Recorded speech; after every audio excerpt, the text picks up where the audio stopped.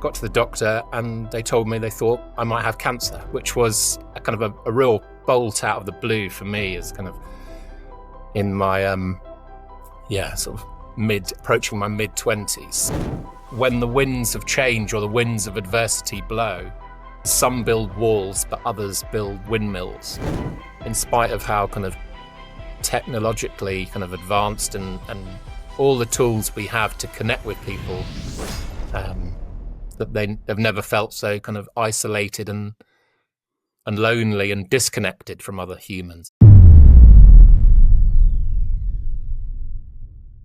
Hi, Jonathan. Welcome to the show today. Now, I know you with regard to your sort of marketing background and the marketing work you do for companies, but as always, there's much more to someone than, just that sort of job title or the role that they do. So give me some context, take me back, what do I need to know about you to understand you as a person? Yeah, well, first of all, thanks very much for having me on, Matt. You've seen quite a few of the episodes and great to be finally here. What do you need to know about me? Well, I grew up in Kent, went to school, I went off to university up in Birmingham, Aston University, and studied international business and German. So I had 2 years in Birmingham, having some fun, but also learning a little bit. And then went off to Germany for a year. Spent a year, or pretty much a year at university there, and then had a stint working with Siemens in Munich, and then final year back in Birmingham, and graduated. And I think at that stage, I had this kind of ambition really to work in kind of finance, maybe in the city. And yeah, obviously I wanted to try and get those student loans, started to get them paid back, and got a job with Fidelity Investments in their kind of offshore broker services area. So all my work was in probably 75-80% was in German, and the rest was in French. So I was dealing with a lot of kind of fund managers in those two countries, which was, good. But I think probably after a couple of years, and it wasn't necessarily a really kind of, audible kind of voice or anything like that. It was more, is this really what I want to do? Is this what kind of life's about? And then I think much to the kind of maybe dismay of my parents, I ended up handing my notice in, and it was a bit of a shock to the team there, and went off traveling, bought a round the world ticket and worked my way to Australia and kind of got stuck there. And I started working in a homeless project in King's Cross, kind of the red light district of kind of Sydney. So a lot of kind of social issues, working with kind of vulnerable people, young people living on the streets, a lot of kind of substance misuse. So I had this kind of, Fidelity Investments to suddenly working and sort of co-running a homeless project in Sydney. And then did that for a couple of years. And that took me through till sort of summer, June, probably 2000, when I came back to the UK for a holiday and spent probably 4 or 5 weeks here, family, friends, catching up with people. And then I went back to Australia. And it was after a couple of weeks of being back in Australia, I started to feel a little bit unwell, actually. So, and I just put it down to kind of, a bit of a virus, maybe some jet lag, just kind of burning the candle at both ends when I was back in the UK. And eventually kind of the couple I was kind of lodging with in Sydney, she said, look, I've booked you an appointment at the doctor's, I'm taking you. And I kind of, thought, no, I'll be fine. And long story short, got to the doctor and they told me they thought I might have cancer, which was a kind of a real bolt out of the blue for me, as kind of in my, sort of approaching my mid-20s. So just before kind of Sydney Olympics, managed to get a flight back to the UK. I had the opportunity of having kind of treatment, etc., in Sydney, but they couldn't give me a prognosis. So I really wanted to be kind of back in England near family for that. And had a year really at the Royal Marsden, in London and Sutton, operation and treatment. And yeah, that was a pretty quite a traumatic year, but kind of got through it and ended up actually once they were confident that they'd kind of caught it, I guess, went back to Australia, carried on that work, and then came back to the UK in 2003. Moved down to kind of the south coast, Hastings, started working for, well, it was 1066 Enterprise, Let's Do Business Group, supporting kind of startups, ran kind of marketing events, the exhibitions there. And yeah, then in 2015 decided it was time to kind of launch out on my own and set up Yellow Dot. So marketing consultancy, marketing support for, I think, most businesses and sort of not-for-profit as well. So that's a little bit about my kind of journey to date, really. Yeah, I mean, there's a lot in there, and Yeah. you know, obviously that early part, you know, mid-20s, and being told you have cancer. I mean, because that's not really heard of a great deal from my understanding. Yeah, and certainly not at that young age. So, you know, what were your thoughts at that? But did you believe it when you first got that, you know, diagnosis in Australia? Yeah, no, not. It would just. I mean, it just came so out of the blue. It was just really like a kind of. I think I struggled to take it in. It all felt a little bit surreal, but I think then, yeah, kind of speaking to the doctor, and I thought I couldn't really work out what my reaction what my reaction was. Sorry, and yeah, just kind of managed to kind of, I think, stumble through some questions and while not really taking in what he was saying. But I mean, it happened that he'd kind of just come back from a year of working at the Royal Marsden. So he was kind of connected there and was able to kind of put me in touch with them, and yeah, went back. But it was fairly pretty traumatic time, and then sort of had to work kind of through that, and you know, maybe kind of as a, you know, mid-20s sort of, are you equipped to deal with that sort of adversity kind of head on? So but yeah, we kind of, I guess, got through it, and I'm still here. So yeah, which is, I mean, which is the positive part. I wonder sometimes whether, you know, I tend to find we can deal with things sometimes when we're younger because we haven't got that experience. We haven't got the,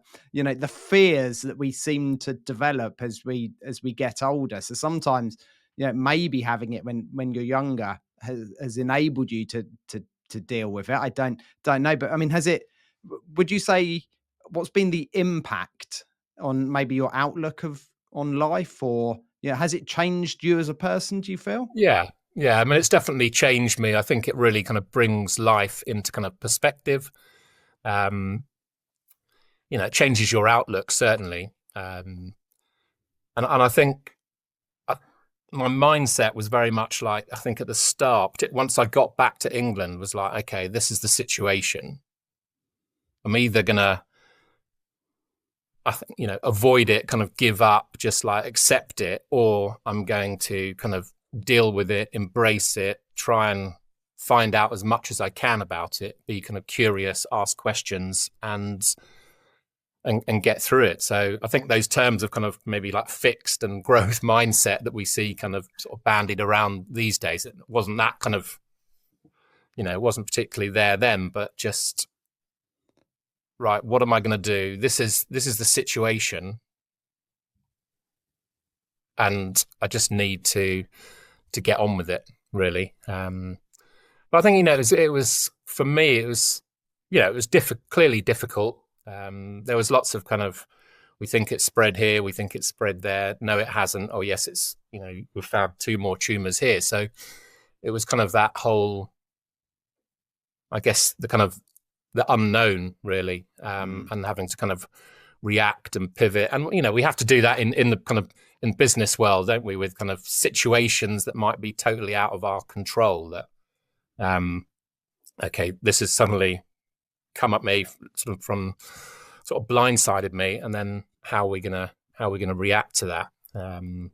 But yeah, I think it was lonely. I think you certainly find out kind of who your friends are, who stands with you, who's for you in those sort of situations, and kind of maybe kind of leaning into their support. And again, similar in kind of, I suppose, running a business as well. It can be a lonely existence sometimes, can't it? And you feel a lot of pressure. And I think the importance of kind of finding out in life, whatever adversity is thrown at you, who are the trusted voices, or who are the people that are going to stand with you, and who can you kind of seek wisdom from, or learn from, or understand from their experiences in life. So yeah, but I think going back to what you said is, changing that perspective, changing that outlook. And I think part of that journey started for me kind of younger in life. Actually, when I was a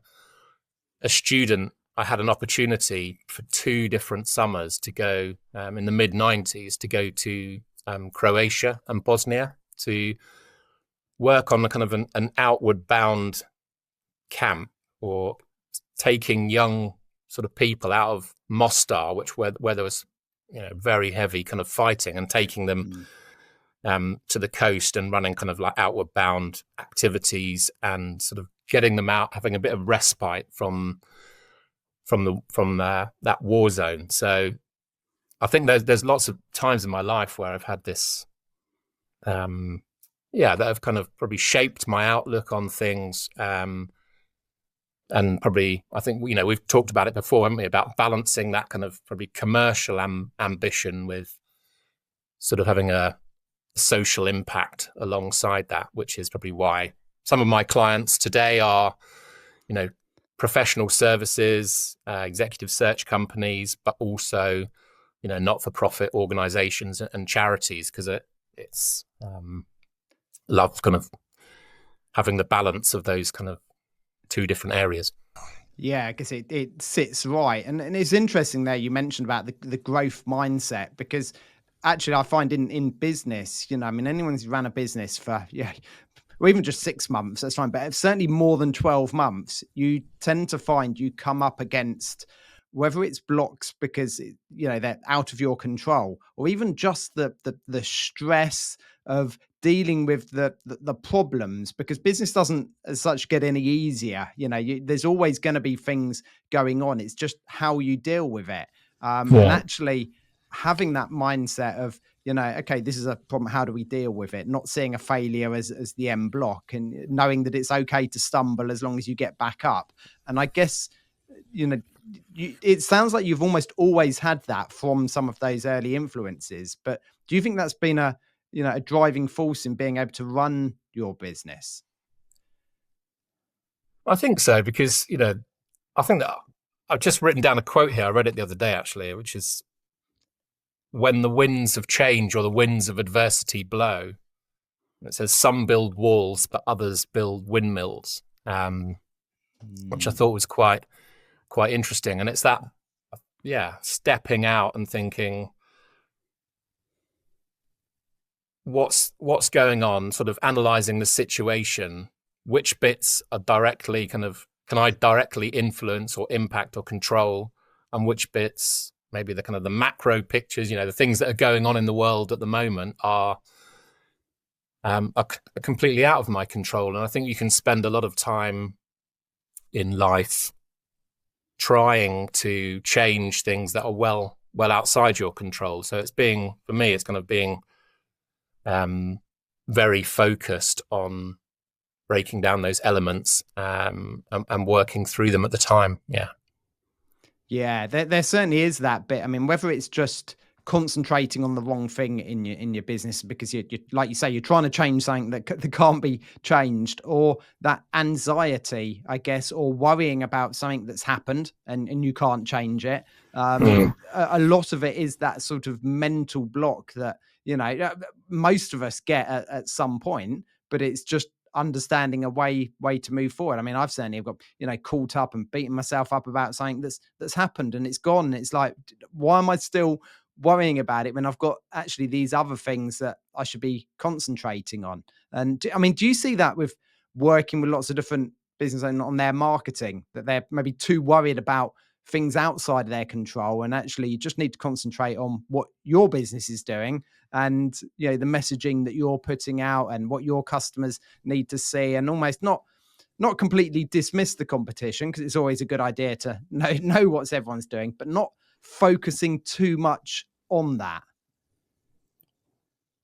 Yeah, I think you kind of it's getting a balance, isn't it? I think for me, it's kind of simplifying. We live in a world that's kind of full of kind of complexity, confusion, mixed messages, bombarded with information. So I think when I'm looking at kind of clients, it's very much, keeping it simple, keeping it brief, keeping it sort of light. The world at the moment can feel like quite a heavy kind of place, can't it, with everything that's going on? Yeah. So it's not dismissing, as you say, but just actually, putting other people as well at the center. I think a lot of marketing is very much, company centric. It's when I look at across LinkedIn or whatever it is, a lot of content and messaging that's out there is about, we. It's very biased. It's our. We are the best. We do this. We do that. But it's more for me about putting the customer, putting the client at the center. So whether that's your customer service, client experience, or your marketing or messaging, it's very much about getting to know your customers or prospects. What are their pain points? What are they worried about? What keeps them up at night? And how do you position yourself as being able to kind of relieve that pain for them and be the answer to their solution, but in a more of a kind of an unbiased, objective way? Yeah, I guess, we see a lot of marketing where, sort of, we've won this award, or we've been in the industry this long, or whatever. And it's almost like, the customer doesn't care yet. They might do eventually, but the first thing they want to know is, we've got this problem, can you solve it? Okay, yes, you say you're going to solve it. Okay, you can back that up with some awards, with the years in business and things like that. But you've got to position it up front of, we can solve your problem. We're here to serve you, not, look how great we are. It's like, I don't care. I've got this problem. Can you solve it? And that's certainly a mindset shift that, business owners have to take. And I think from a consumer point of view, I was looking at a law firm's website not long ago, and they were leading with messaging, which was like, we are qualified, we are professional. I was like thinking, I'm surely people would just take that as a given. As a given. I know. It's like, going to engage with a law firm, unique. You expect them to be qualified. That's just the basic, sort of table stakes in a way. You've got to give consumers and clients and prospects much more than that, because they just see through all of that. So being much more kind of transparent and unbiased and probably non-salesy in a way that engages people and think, actually, these guys can really help fix that issue for me and my business, or fix my pain, or meet my need, now, and they're going to do it in a kind of a genuine way. Yeah, I guess that brings me on to what are your thoughts on the current, I guess, authenticity period that we're in, and that word has almost been now overused. I'm wondering if people are trying to pretend to be authentic. So we're certainly seeing that on LinkedIn. Everyone's being told to show up, be authentic, but then there is that risk of, if you don't feel comfortable being authentic, you almost end up copying someone else's authenticity, and therefore you're not being authentic, so you're failing. But I guess, what's your take on authenticity within marketing and personal branding? I think you want to be, there's a again, there's a balance, isn't there? Because you how much information, particularly from a personal branding point of view, how much information do you want to share, or how much do you want people to see the real you? I think it comes back to, putting that other people, using your personal brand to put other people at the center, and what you can offer them, what you can do for them, and presenting yourself in a way that is kind of, clear, that you're unbiased, that you're maybe original, that you can give clarity of thought and bring a fresh perspective to other people. And also, I think authenticity for me is about listening to people, being involved in the conversation,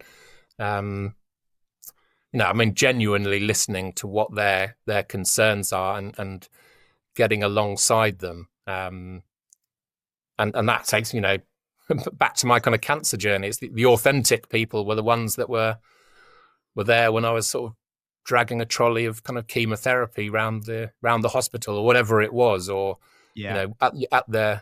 at my time of need. So it's being there probably at all times for people.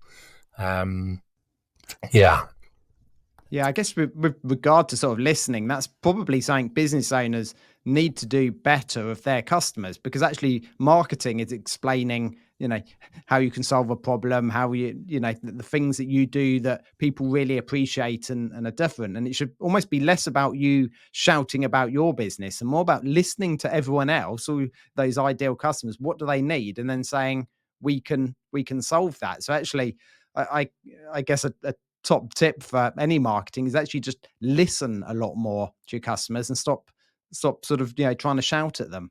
Yeah, exactly. And kind of genuinely listen to what they kind of care about. Listen to the detail. I think sometimes we listen, or we're kind of listening or guilty of waiting to talk, rather than actively, genuinely listening. To other people. There is that saying, isn't there? Is it saying, you need to listen to understand, not listen to answer. And that's really key. And I think that's true for marketing, or whether you're a leader, quite often I've seen it in sort of, large meetings where everyone's asked a question, but actually they're sort of thinking, what does the boss want to hear? And and he's really only just, or she's only just sort of almost just picking up on the bits. So, yep, you've all said the right answer. Okay, this is what we're going to do about it. And it's like, no, you're not actually listening, but equally you're not prepared to listen. And everyone else in the team knows that and doesn't want to say it. So I think that's where you can be authentic. The same at kind of like networking events as well, isn't it? You can be speaking to someone, or ask them what they do, and you're not really listening, because you're just sort of desperate to kind of tell them what you do. Yeah. And seen that a number of times. I've been guilty as much as the next person probably. I think we all have, but networking is a really key one, because I always say, you go networking not to win work, but to build relationships. And the work will follow, but you need to build that relationship, and that is done by actually it not being about you. It's about listening to other people, about asking them questions, and being genuinely interested in what they have to say, so that actually they go away with that impression that actually you're a good person, and they're much more likely then to remember you and remember what you do. But quite often we all go with that sort of pre-written bit of paper of what we're going to say to everyone, which, there's nothing wrong with taking some notes, but equally listening is the superpower there. Yeah. And I think then if you do listen and you understand, and you've got a grasp of how you might be able to help them, then it's being able to present that in a way that gives them that kind of, that you're an option to solve that, because they're going to know that there's probably plenty of other people maybe in the same room, or plenty of other people online, or plenty of other suppliers that will be able to solve that challenge, or for them, but it's how you can, I suppose, really add that value and solve it for them in a authentic, unbiased, objective way, if that makes sense. Yeah, it does. And I guess, a lot of it now I sort of feel is almost about the process, the actual deliverable at the end. Like you say, there's lots of suppliers who will be able to provide that base level, like you were saying, looking at a law firm. Yeah, any solicitor, I'd expect them to be qualified, to be professional, all things like that. The outcome, whether it's the letter or the bit of the contract, yeah, I'd expect the end product to almost be similar across the board. It's that process throughout it. Is this someone I can talk to? Is this someone who's actually going to listen to what I need and understand me? And I think that's where, I suppose the authenticity piece on, like you say, LinkedIn and things like that. We like to work with people who are, I say, a bit like us. You want to work with someone who gets you and makes you feel part of the team. And I Yeah. guess that's where being authentic and listening comes in. Well, that comes down to that kind of rapport and trust, and Mm. am I going to enjoy working with this person? And someone asked me the other day. Actually, they're based in New Zealand. I think they sort of asked me what my business model was, and I just said, like, I love working with clients that I get on with. You can have some fun with. You can you have rapport, and that it's not all about work. That you engage with people, and on both a kind of, not that you're trying to, not being necessarily friends, but there's a kind of a connection there that's maybe just goes a bit deeper than just a kind of a professional level. That because I think there's much more of kind of blurred boundaries now between kind of separating out kind of professional and personal, isn't there? And just there's, so yeah, I think. Yeah, I've certainly seen that probably a bit more. Since the sort of COVID period of the working from home, we suddenly almost got a glimpse into people's lives, because rather than that, we were going to a meeting and everyone was made sure they were dressed perfectly and the environment was business like, and suddenly we were having a meeting with someone in their home, and they're also battling a bit of homeschooling, or their partner's also working in the same room, or whatever it is, that we suddenly got a bit of a glimpse into, okay, you're just a normal human like me as well. Yeah. And I think that, I say, softened us all a little bit, that maybe we understand that business is really, really important. It's what brings in the money and things like that, but it's not the only thing that goes on in our life. And in fact, probably not the most important thing in one way. The health, our family, things like that are much more important. And we suddenly realized, yeah, everyone else has that as well. Yeah, and I think you're right, just sort of seeing that sort of fresh perspective probably into people's lives is probably, I think, a couple of things. But yeah, just being a bit more kind of gracious and accepting of, that maybe business isn't the be all and end all in life. And also when you are kind of, when those kind of, I guess, winds of adversity hit, or you get some traumatic news, whatever that is, that,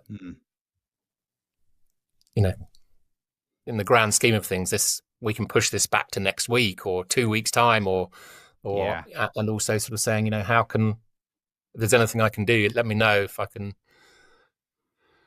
support you anyway. So just being a bit more, I guess, genuine and authentic, really. But also, I think, I guess one of the other projects I was going to mention that I'm involved in is a project out in near Battle, it's called Closer to the Land, and supporting the development of that. And that's about getting young people out into the countryside and getting them to probably switch off digitally for the day, get out into the woods, do some foraging, do some picking, do some baking, do some pickling, eat together. And it's been quite a fascinating kind of project to support as well. And I think we live in a world, I mean, young people are saying it, because on these days where they're, in spite of how kind of technologically kind of advanced and all the tools we have to connect with people, that they've never felt so kind of isolated and lonely and disconnected from other humans. It's quite interesting. So it's There's just, and I think definitely probably something on that. a lot of people, in business can feel like that, can't it? You can suddenly feel, well, I haven't been out for a long time. I've been, either working from home, or it's, people want to be kind of connected and have community and be heard, I think. So it's always going to try and kind of keep that at the kind of forefront of things when I'm working as well. Yeah, there's definitely that sort of digital side where actually we're seen to be connected to lots of people, but perhaps we're not. And I almost joke that it's so easy to be in contact with someone that it's also so easy not to be.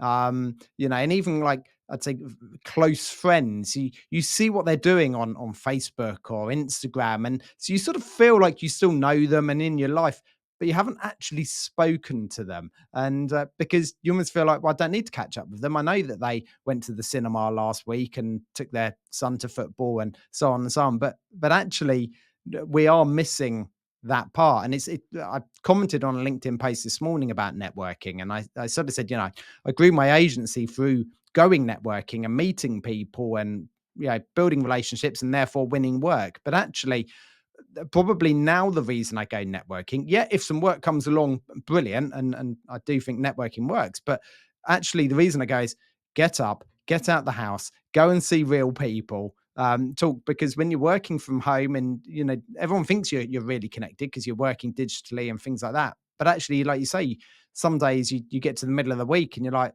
I haven't actually been out the house and I haven't seen another human apart from an immediate family member, and that probably isn't good for us. Yeah, and you've got to kind of make time to address that, haven't we?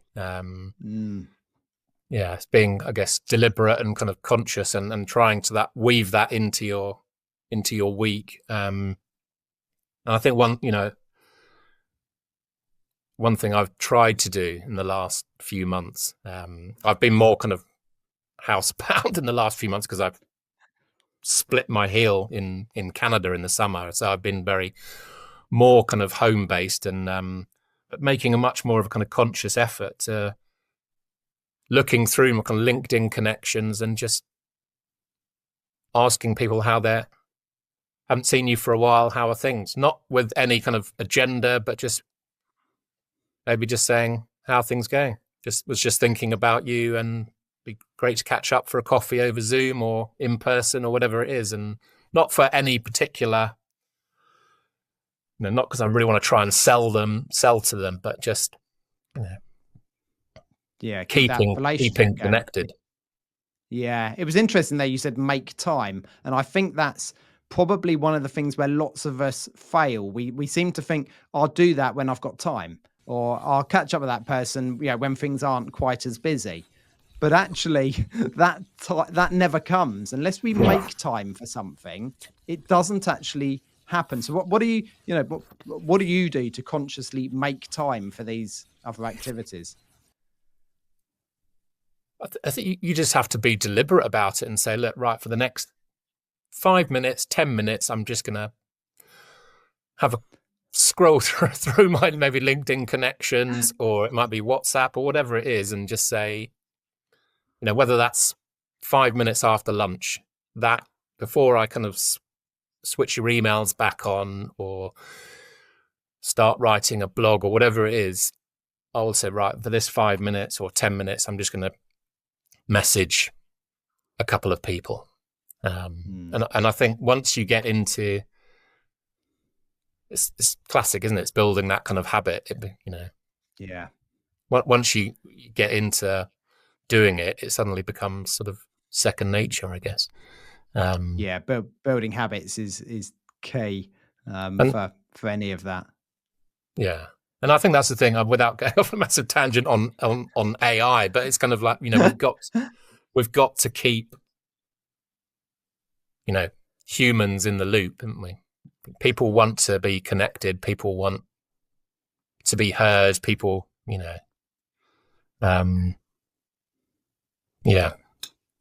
Yeah, I saw a conversation a few days ago, and that was commenting on AI, and it's sort of, you know, they were sort of saying that AI is not going to replace your job if you use AI sensibly to actually boost what you do. So it's almost, if you're just going to outsource everything to AI, all of your writing, all of your content creation, all of your processes, well, then you are replacing yourself.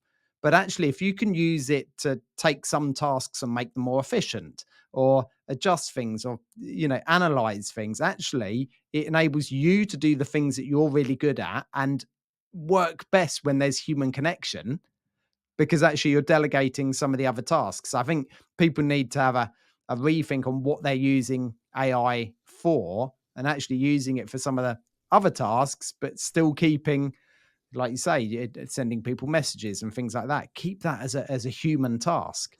Yeah. And I think otherwise you're in danger of AI can just make everything feel Mm. the same, and then it becomes more difficult to kind of stand out in the kind of the content that you might be writing, or your messaging, whatever it is. So, um, for me, something like AI, I would use to, what's the best way to structure Mm. this article or this content? What are, you can do it as a research tool for things like that, but not say, write me 1,500 word blog on this topic and then just No. copy and paste. And this, because otherwise the whole internet becomes awash with blog Yeah. content or articles or insights that are all look and sound exactly the same. Yeah, and they become almost completely pointless, because as we're then seeing, Google and Microsoft with Bard and things like that starting to implement those AI answers within search, you think, well, your blog's never going to get found anyway, because the AI can literally give the same answer without someone landing on your site. So you need to start presenting it with your own perspective and in a different way, something that, using your experience or something along those lines to actually give it some credibility. So, why, like you say, we could go off on a right tangent with AI. I think it's important that people understand it's here to stay.